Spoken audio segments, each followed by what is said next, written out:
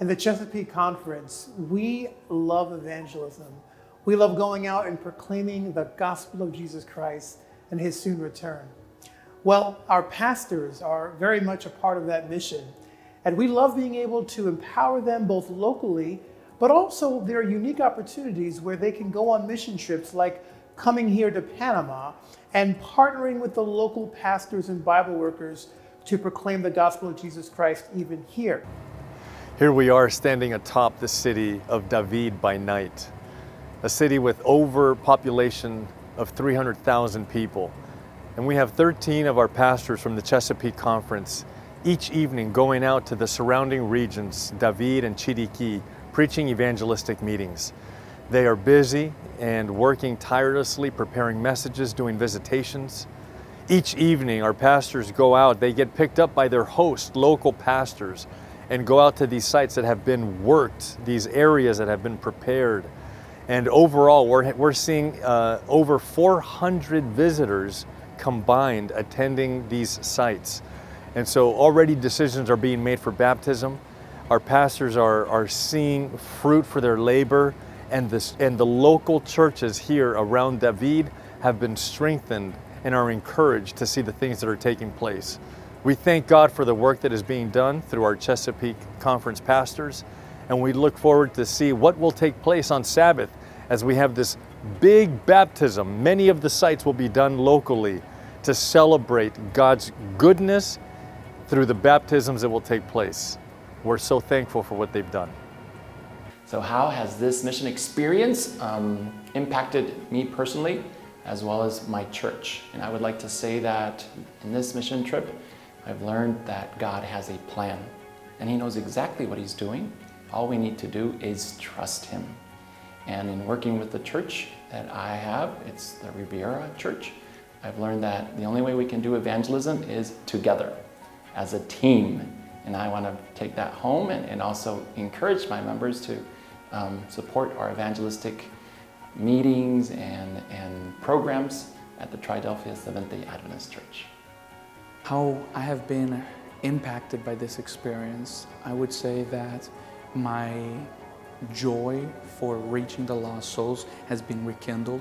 Sometimes in pastoral work, one gets bogged down with all the details and kind of day-to-day things, and one forgets the joy of seeing a soul give their hearts to Christ, and being an integral part of that process throughout is a refreshing experience. I would say has reminded me of the power of evangelism and the power that God is ready to give out if we just do more. And I would say, leading into what I hope to do when I get back home is do more of this.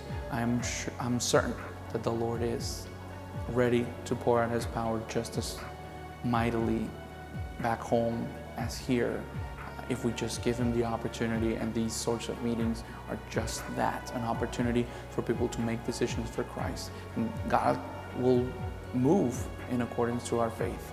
So I look forward to replicating this back home. This mission trip to Panama has been an amazing experience. One of the things that I love about ministry is evangelism. And there was something about being here in Panama to see the excitement of the people. Not to say that it's not the same in North America. Actually, it's not the same. The excitement of the people to hear the gospel, to see how they respond, it did something for me. It just rejuvenated my spirit. And it's truly been a great experience to be here. I think not only in terms of sharing the gospel and seeing the people respond, but for me as a pastor, feeling that renewed spirit about what the gospel can do in people's lives. You know, one of the things that I learned from this mission experience that I will take back home is the importance of context. So while the gospel is the same gospel, but it's important to make it relevant for the people that you're sharing the gospel with. So when I go back home, when I think about my context, it's different from Panama. So though the gospel is the same, the context is what makes it different. So my desire is to make it relevant so that the people that I preach to back home will feel the same inspiration and feel excited about the gospel, the same way that the people here in Panama have felt. We have a great experience here in Panama. I'm very thankful for the Chesapeake Conference to take us here to Panama to experience this evangelistic series And we are thankful for everything that the Lord is doing here in this beautiful country. We have seen people, many people surrender to Christ in a big matter. We have seen miracles. We have seen people, they are healed. We are see people, their families are restored. Depression has been taken away.